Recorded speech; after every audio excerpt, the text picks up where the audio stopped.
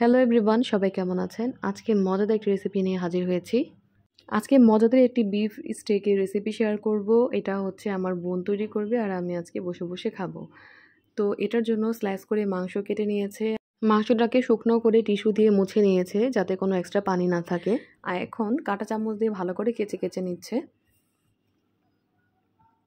তো একইভাবে সবগুলো বিফের পিস আমরা এরকম কেচে নিয়েছি কাঁটা চামচ দিয়ে। আর কতটা ড্রাই থাকবে আপনারা দেখলেই বুঝতে পারবেন। এটার গায়ে কিন্তু কোনো রকম পানি নেই। স্টেকের মধ্যে তেমন একটা মশলা যায় না, হালকা পাতলা মশলা দিয়ে এটা বানানো হয়।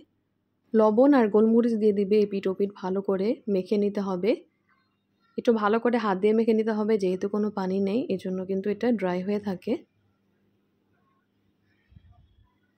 তো এমন করে সবগুলোই আমরা ম্যারিনেট করে নিচ্ছি। কেউ চাইলে একটু সয়া সস দিতে পারেন, কিন্তু আমরা দেই নাই। আমরা আর কি অথেন্টিক যে ফ্লেভারটা সেটা চাচ্ছিলাম, এজন্য অন্য কোনো মশলা দেই নাই। তো সবগুলো ম্যারিনেট কমপ্লিট।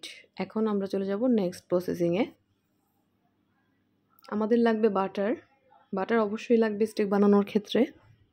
আর এখানে লাগছে দুধ, প্রায় হাফ লিটার দুধ নিয়েছি। এর মধ্যে এখন দিয়ে দেব ম্যাশ পটেটো, মানে আলু ভর্তা করা যেটা।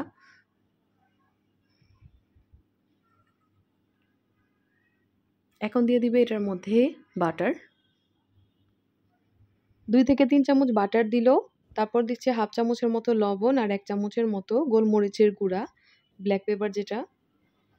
আর কেউ চাইলে এখানে চিজ ইউজ করতে পারেন, চিজ দিলে এটা খেতে আরও বেশি মজার হবে। চিজ বা বাটার যে কোনো একটা দিলেই হয়, বাটার ফ্লেভারটাও ভালো লাগে, এজন্য আর চিজ দেই নেই।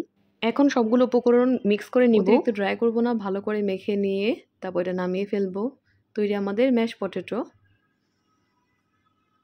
এখন হচ্ছে যে আমাদের স্টেকের মাংস ভাজার পালা। তো সামান্য 1 চামচের মতো তেল দিয়ে প্যানটাকে আমরা অয়েল ব্রাশ করে নিয়েছি, মানে 1 চামচের মতো অয়েল দিয়েছি যাতে এটা লেগে না যায়। এখানে কিন্তু আর কোনো রকম তেল দেওয়া যাবে না, এইটুক তেলের মধ্যে এটা হবে। পরবর্তীতে বাটার ইউজ করা হবে। তো আরও দিয়ে দিচ্ছে গার্লিক। স্টেকের সাথে কিন্তু গার্লিক ফ্রাইটা খেতে ভালো লাগে।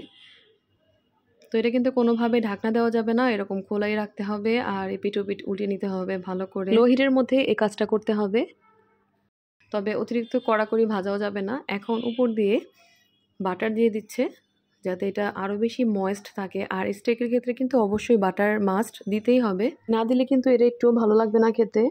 তো প্রত্যেকটার উপরেই এরকম বাটার দিয়ে দিচ্ছে, এই বাটারের মধ্যে এগুলো ভাজা হবে। আর এটা ফ্রাই করার সময় ঢাকনা দেওয়া যাবে না, ঢাকনা দিলে কিন্তু অনেকটা পানি উঠবে, তখন কিন্তু এটা খেতে ভালো লাগবে না। তো ভাজা কমপ্লিট। এখন আমরা একটা টেস্ট করে দেখব কেমন হয়েছে। তো দেখতেই তো মনে হচ্ছে যে কতটা লোভনীয় হয়েছে। আর স্টেকের মাংস কিন্তু অতিরিক্ত রান্না করা যায় না। তো আমি এটা কেটে দেখছি, এখন দেখলাম যে এটা ভালোই কুক হয়েছে, ভেতরেও সফট আর বাহির দিয়েও পুরোপুরি কুক হয়ে গিয়েছে। অতিরিক্ত ভাজলে কিন্তু এটা হার্ড হয়ে যায়, এই ভুলটা আমরা সবসময় করতাম, কিন্তু এবার কিন্তু পারফেক্ট হয়েছে। তো এ তো আমরা এখন টেস্ট করে দেখবো। আর যে ম্যাশ পটেটোটা তো অনেক মজা হয়েছিল।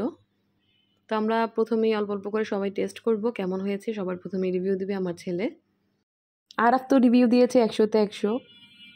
তো যাই হোক, আমরা এখন খেয়ে দেখবো। আমাদের এখন সবারই ক্রেভিং উঠে গেছে এটা খাওয়ার জন্য। তাড়াতাড়ি করে প্লেট সাজিয়ে নিলাম যার যারটা।